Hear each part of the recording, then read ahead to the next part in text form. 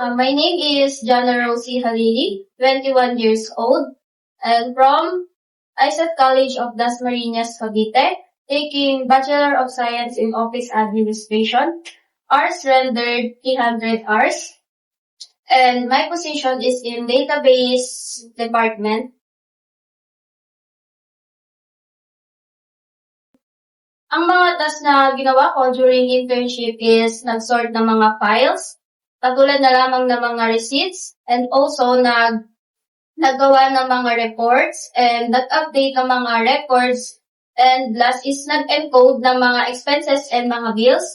Nakatulong ito sa akin upang mas maging malinaw sa akin kung paano tumatakbo or kung paano ito na magagamit in the real workplace, and also is kung paano maging organized sa mga files. Ang natutunan kong lesson nababaunin ko after OJT is paging disiplinado and gaano kahalaga yung teamwork.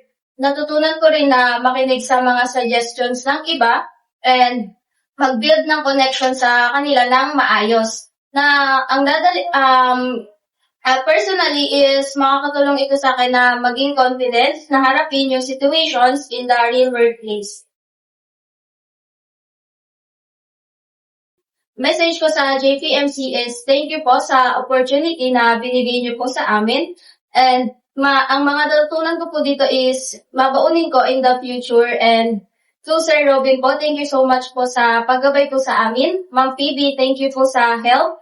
And Ma'am Jen, thank you so much po dahil kayo po ang tumayong ina po namin dito sa company. And to Sir James, thank you po dahil marami po kami natutunan na aral sa inyo. And thank you po sa JPMC.